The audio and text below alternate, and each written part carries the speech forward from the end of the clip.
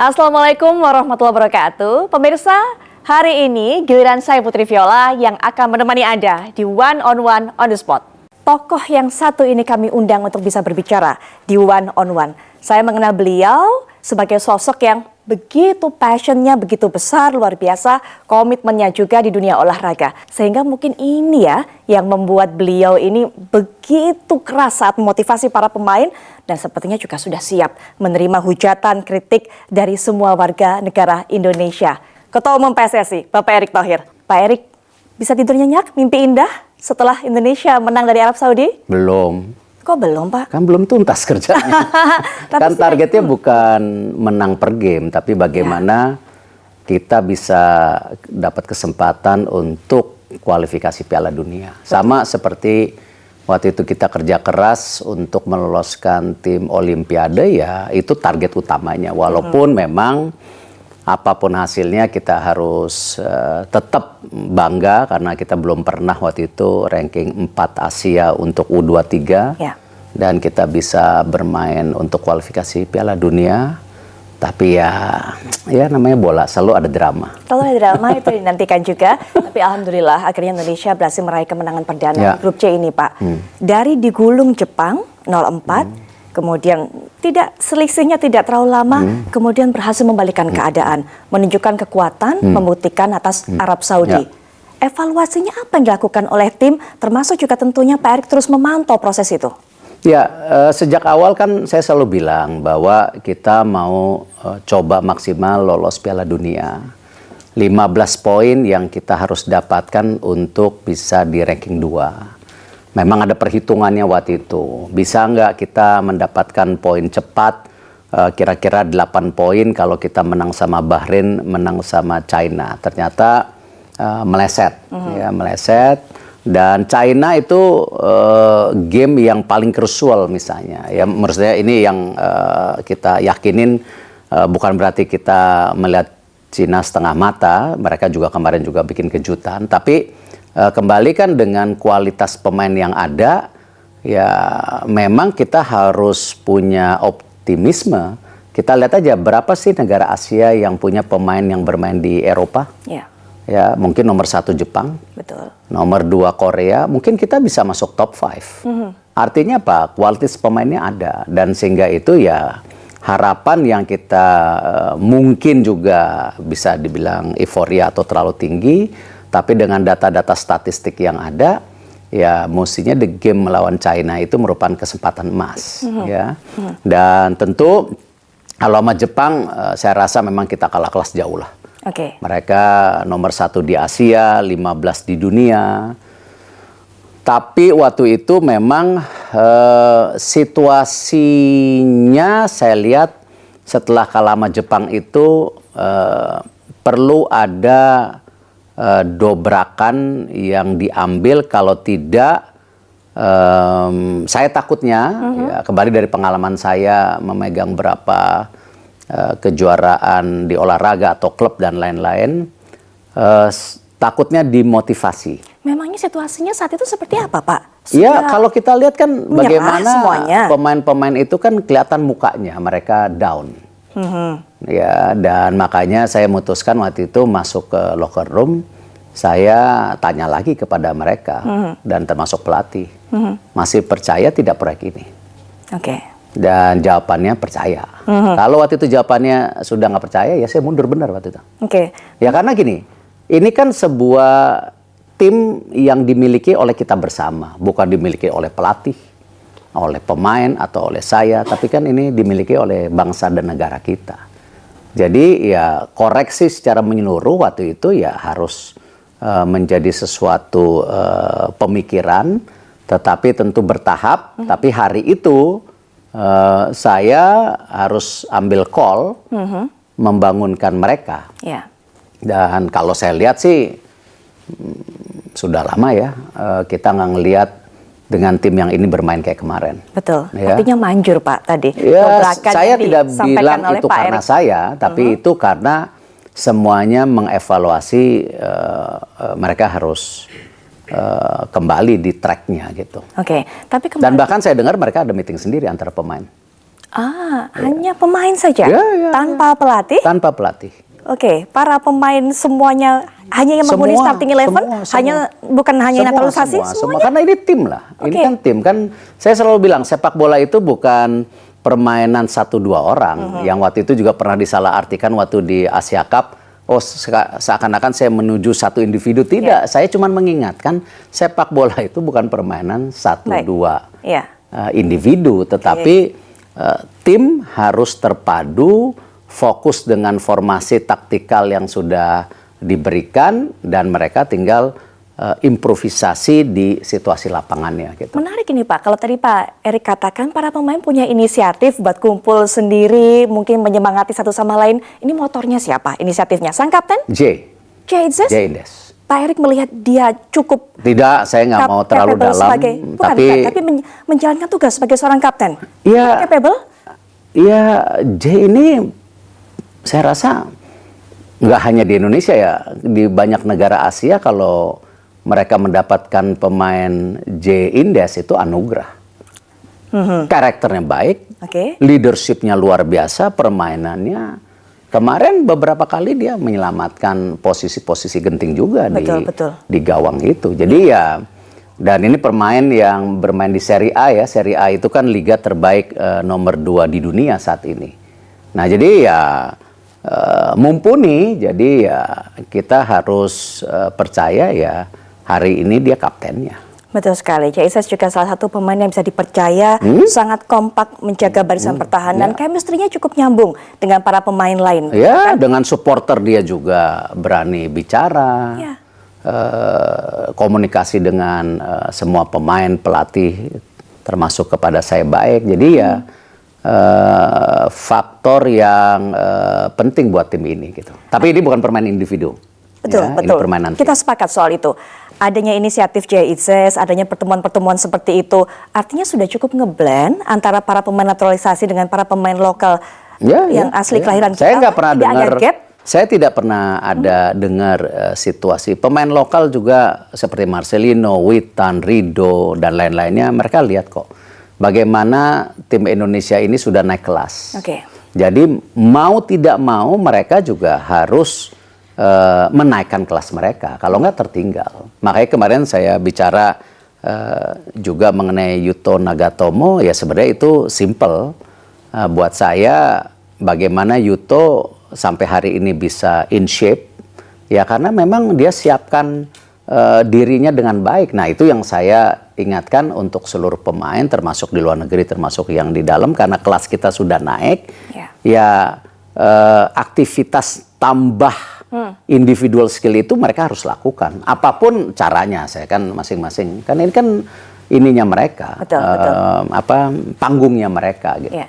Salut sih saya sama pemain. Jadi ini sepertinya menepiskan ketakutan para pemirsa, kemudian juga semuanya pecinta bola yang mengatakan ini para pemain naturalisasi cuma hanya sekedar mencari nama saja, nggak ada semangat kebangsaannya. Tapi Anda bisa dengarkan cerita Pak Erick Thohir tadi, apa dikatakan oleh sang kapten Bang Jai, begitu kalau katanya Ganet dan para netizen, Pak Erick ini ternyata bisa mengakomodir, bisa bikin solid satu tim. Sesaat lagi, tetaplah di One on One.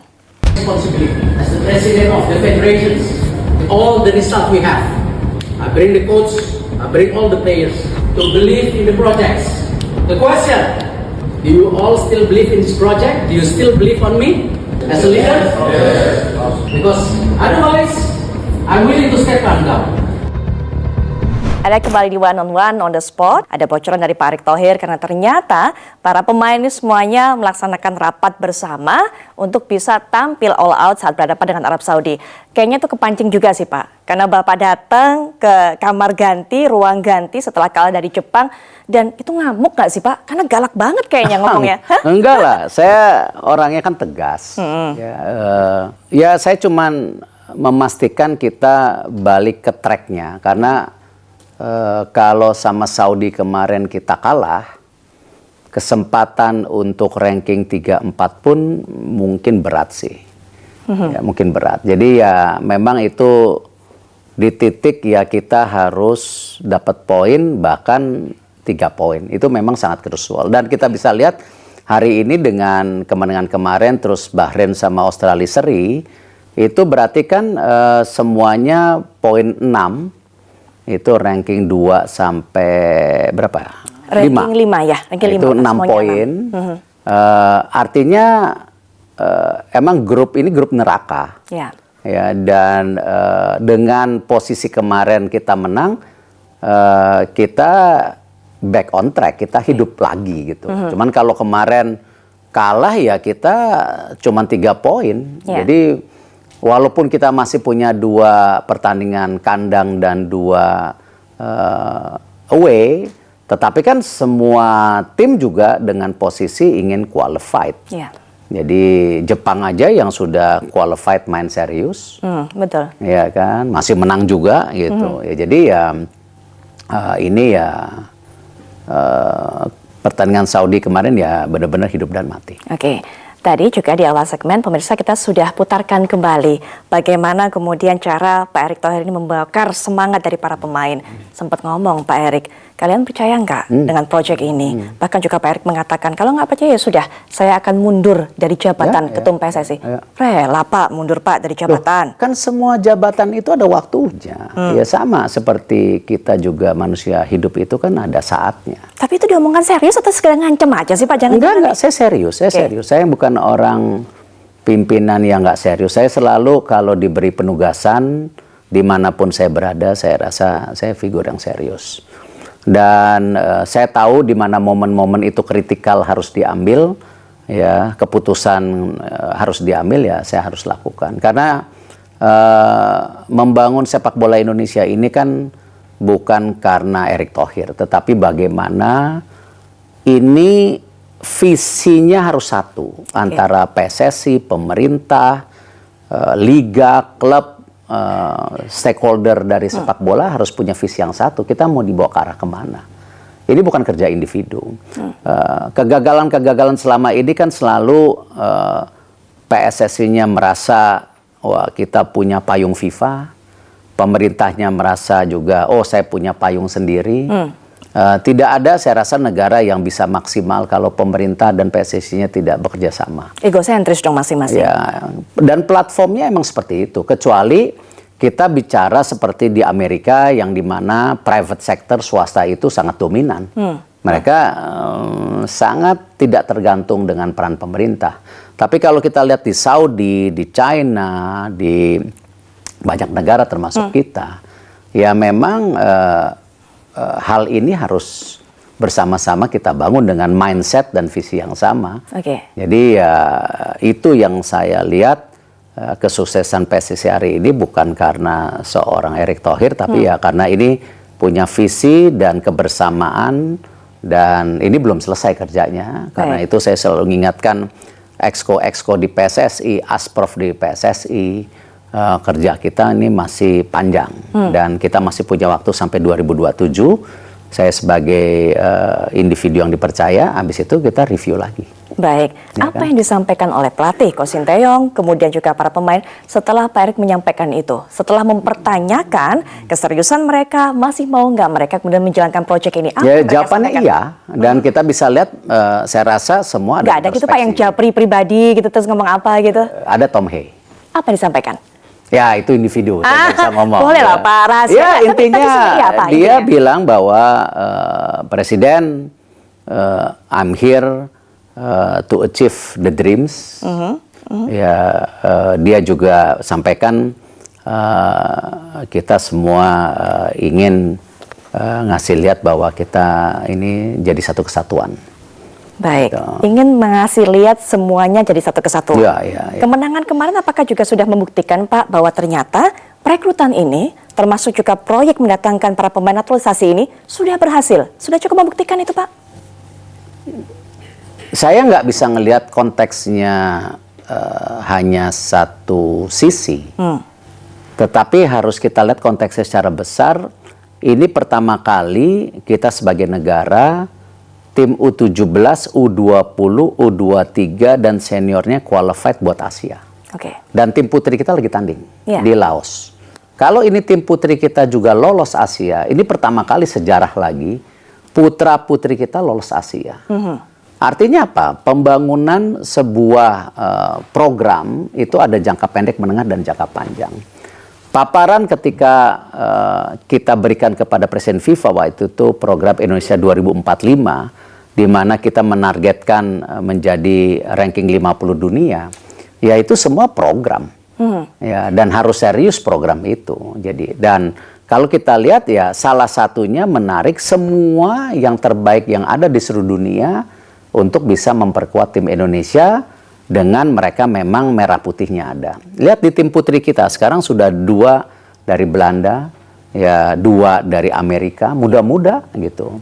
Nah sama juga kalau kita lihat U17 kita cuma punya 1, Matthew Baker yang bapaknya Australia, ibunya Indonesia. Lalu di U20 kemarin 1, Jens Reven, baru sekarang tim sama Dion ingin bergabung lagi. Kemarin kita sudah tes di Tolun dan mereka saya sudah sampaikan ke 17-20 ini, targetnya kalian itu Piala Dunia, habis itu nextnya karena kalian ini U17 U20 itu merupakan cikal bakal nanti tim U23 yang 2027 untuk kualifikasi Olimpiade lagi saya bilang. Dan kakak-kakak kalian sudah membuktikan bisa ranking 4 besar, kalian bisa nggak? Oke. Jadi ya sama. Program tim senior ini ya memang program berkelanjutan dan kita lihat, dan apalagi banyak pemainnya masih muda-muda, ada Justin, ada Rafael, Strike cukup muda, ada si Ivar Yana. Ya, ini semua satu angkatan dengan Marcelino, dengan Witan, jadi kita punya komposisi pemain yang muda sekarang gitu. Kabarnya ada 150 pemain naturalisasi yang akan nanti mengisi timnas kita. Ini bisa mengundang kontra, ini bisa mengundang kritik. Bagaimana ekspektasi yang juga berbanding setara dengan tekanan yang besar diberikan pada publik sehingga meminta stay out ketika kemarin sempat menderita kekalahan dari Jepang. Kita akan bahas selanjutnya di One on the Spot. Bagaimana kemudian kerisauan, tapi saya sih kayaknya nggak bilang itu kerisauan, kemarahan mungkin dari para penikmat bola tanah air, ketidakpuasan terhadap Coach Sintayong yang juga kemudian ramai tagarnya stay out, Sintayong out. Ingin dipecat Sintayong dari timnas Indonesia ini setelah kemarin gagal meraih kemenangan dari Jepang. Tanggapan dari Pak Erik apa? Reaksi dari Pak Erik apa? Ya, saya rasa nggak fair kalau kita bicara stay out berdasarkan hasil Jepang. Makanya saya bilang ini kita bicara evaluasi. Saat Cina soalnya Pak, saat Cina juga kalah. Nah itu yang bikin evaluasi. Mereka tidak puas. Di mana kita punya target, ya kan. Nah tentu itu ya bagian dari profesionalisme seorang pelatih ataupun saya. Kalau kita lihat ini kan kita grup neraka, di mana banyak sekali pelatih-pelatih juga seperti Roberto Mancini atau pelatih Australia itu juga di grup ini merasakan kursi panas. Betul. Termasuk pelatih Arab yang mengalahkan Argentina, ya kemarin kita kalahkan, ya kursi panas. Nah ini lumrah di dunia sepak bola gitu. Tinggal yang saya berharap supporter kita itu selalu konsisten, artinya apa? Ketika tim nasional kita menang, disupport. Kalau belum maksimal, disupport. Tapi evaluasi individu itu harus terjadi. Tidak hanya di pelatih, pemain juga. Kan beberapa pemain juga tidak dipanggil timnas lagi karena mungkin chemistry. Atau ada central ego pribadi yang mungkin tidak blended dengan tim itu. Karena memang siapa, Pak? Ini permainan tim, ya saya nggak bisa bicara per individu gitu, karena emang ya ini permainan tim gitu. Jadi itu lumrah ya, tapi kita jangan terjebak di situasional, tetapi sebuah program. Baik.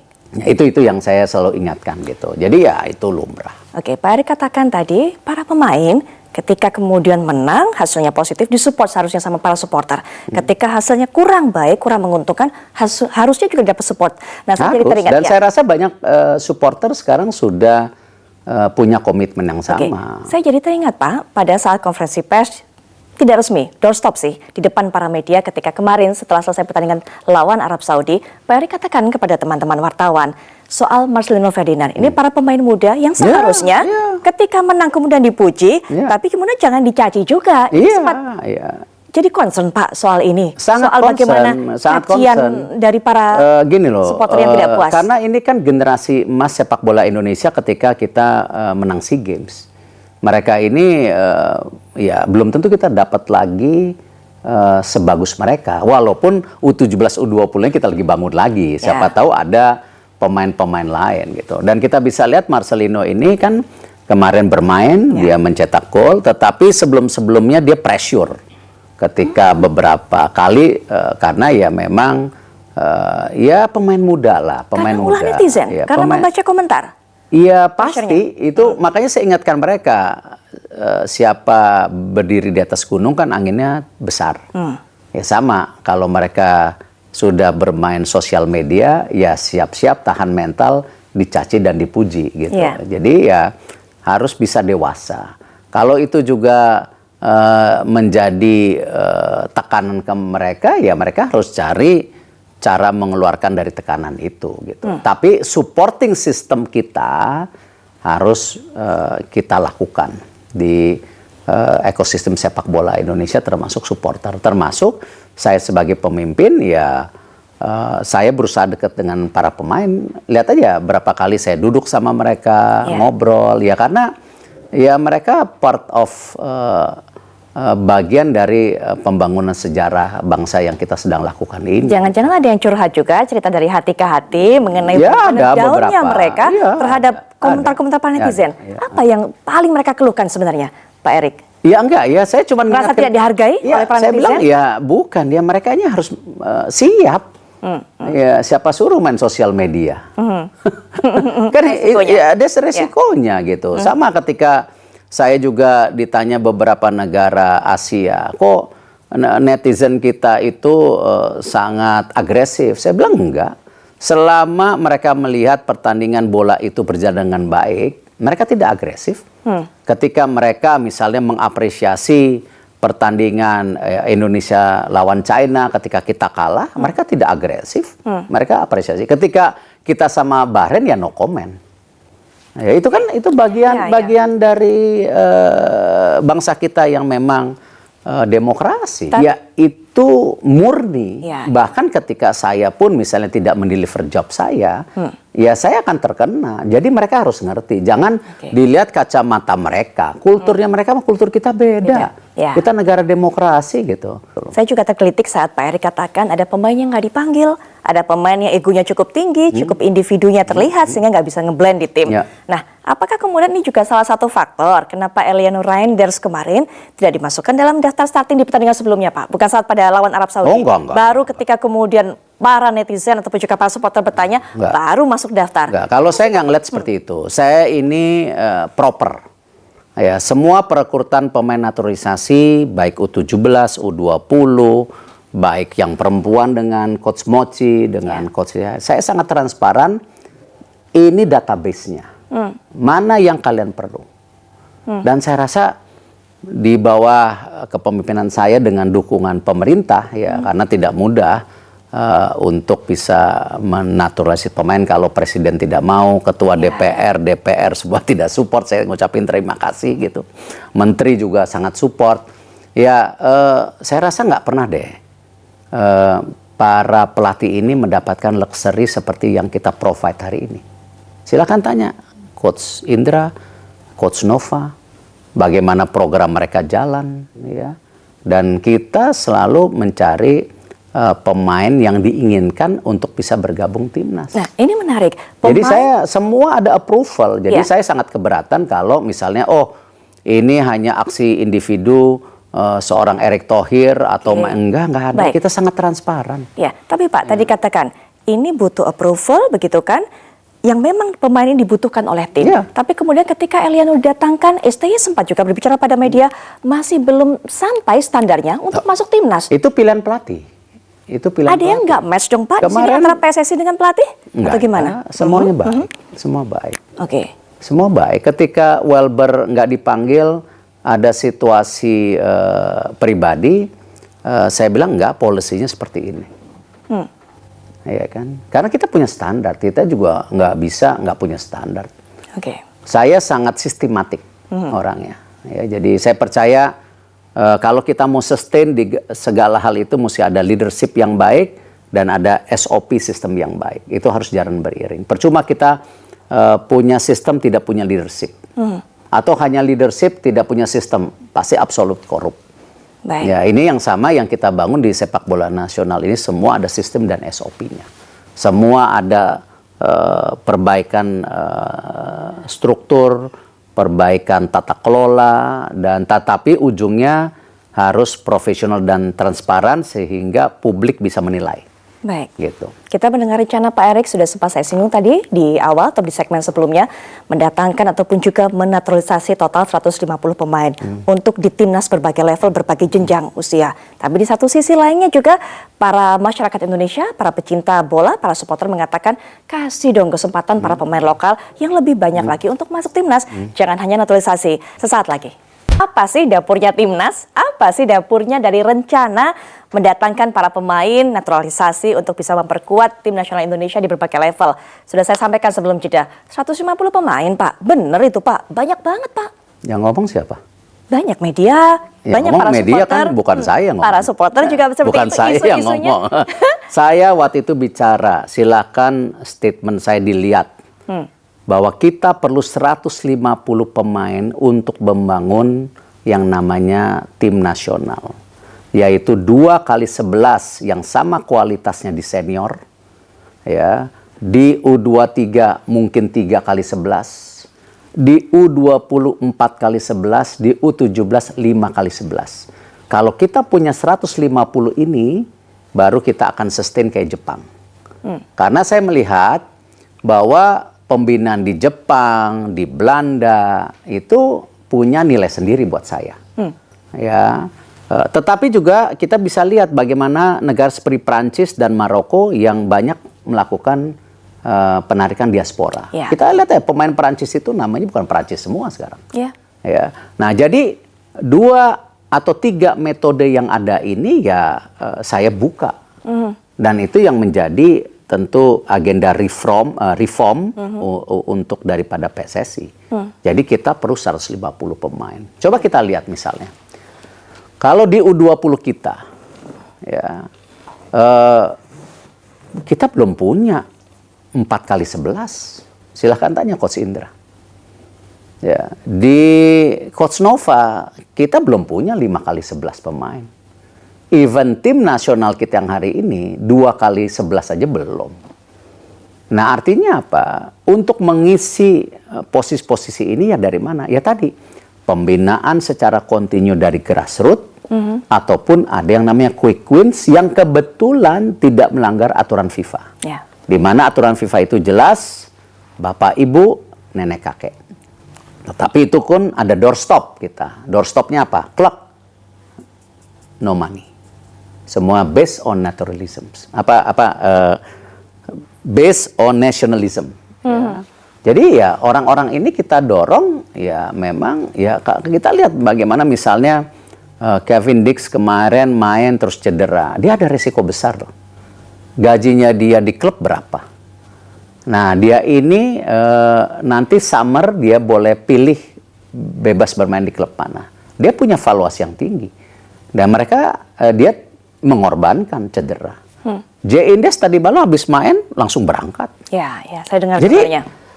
tolong nilai juga pengorbanan mereka gitu. Jangan hanya ngelihat dari sisinya diaspora lokal. Saya nggak suka ketika dibanding-bandingkan antara diaspora dan lokal sama. Bangsa kita masa kalau ngelihat bangsa lain langsung waduh. Kenapa?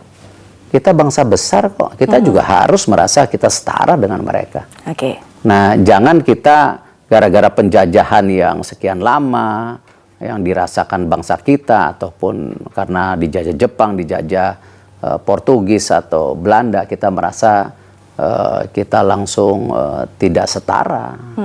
Nah, ini yang saya dorong bahwa semua talent pool terbaik yang ada di Indonesia ataupun dunia, yang punya kesempatan membangun merah putih, ya kita harus beri kesempatan itu. Kalau tadi Pak Erick sudah katakan, nih ada uangnya, gitu kan? Ini kecurigaan. Bahkan ini dibahas sampai RDP kan, Pak. Bener nggak sih mereka tuh Ya, nggak apa-apa. mau murni membela masuk timnas Indonesia, nggak ada duitnya, Nggak gitu kan? apa-apa. Pak Erick memang sudah kasih jawaban, gitu kan? Silakan dicek. Ya, yang penting mereka itu gini loh. Satu, mereka kenapa mau gabung? Saya sudah bilang bahwa mereka harus diyakinkan kita punya program yang serius. Oke. Karena itu kenapa waktu itu salah satu propaganda, nah, mungkin propaganda yang menarik mereka ketika Indonesia lawan Argentina. Siapa sih pemain di dunia nggak mau lawan Argentina gitu? Nah itu propaganda. Ya, karena itu ingat setelah SEA Games langsung kita bawa Argentina. Itu bagian dari propaganda. Supaya kita bisa ngasih lihat, oh kita ini sudah disorot pemberitanya di dunia. Dan itu ya tools alat mudah untuk campaign. Nah di situ setelah itu baru kita buka, ini loh programnya.